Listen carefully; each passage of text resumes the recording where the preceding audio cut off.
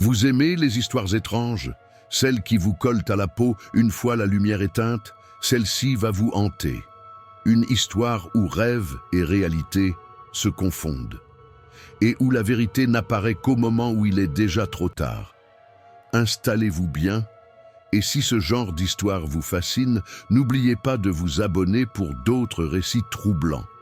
Jérémy Bells n'est pas un passager ordinaire. Il travaille pour le Bureau national de la sécurité des transports aériens.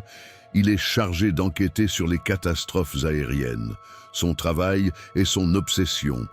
Il connaît les moindres détails d'un avion, chaque boulon, chaque procédure, chaque erreur humaine qui peut mener à la tragédie.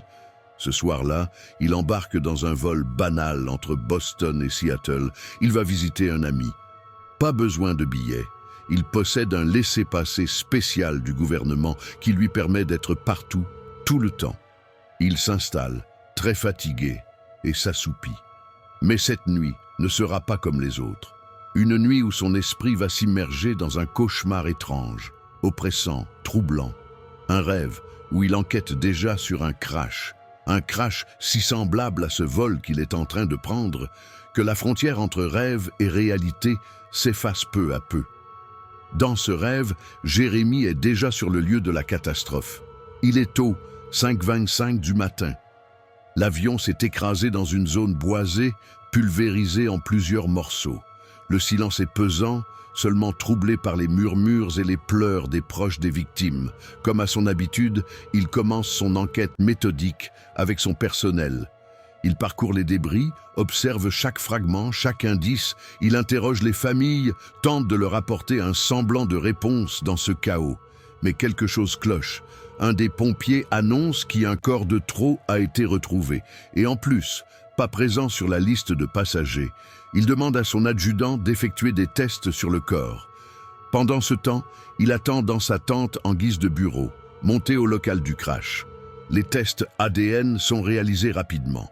Les empreintes sont vérifiées minutieusement et le verdict tombe comme un couperet. Ce corps, en trop, c'est le sien. Il tient les résultats dans ses mains. Il regarde à nouveau et à nouveau. L'ADN correspond au sien, les empreintes aussi. Son collègue de travail semble aussi confus. Sous le choc, Jérémy sent son monde vaciller. Les voix autour de lui se brouillent, les visages deviennent flous, indistincts. Il entend des murmures, des paroles qui semblent lui parler à lui seul.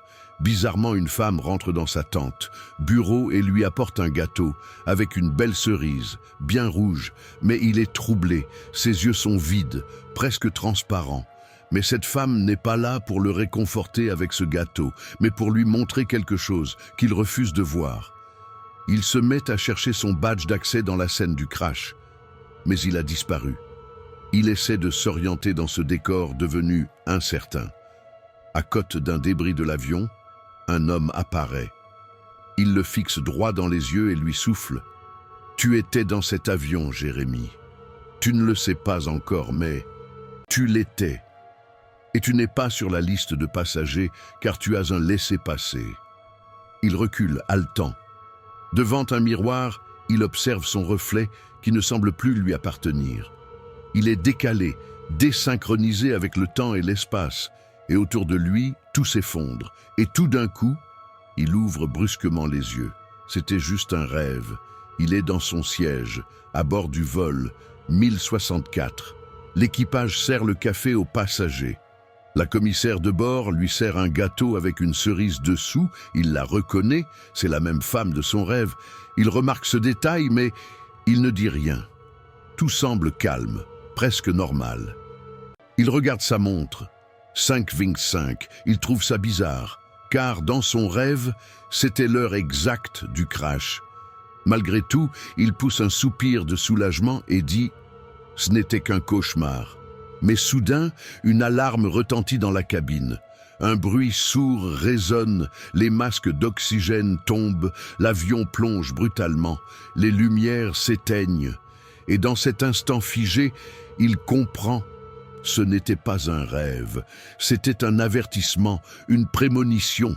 Le gâteau, la cerise, la commissaire de bord et aussi l'heure du crash. Son rêve, c'était une prémonition, mais cette fois, après le crash, il ne pourra plus se réveiller. Si tu es resté jusqu'ici avec moi, alors laisse-moi en commentaire cerise sur le gâteau. À bientôt mes amis.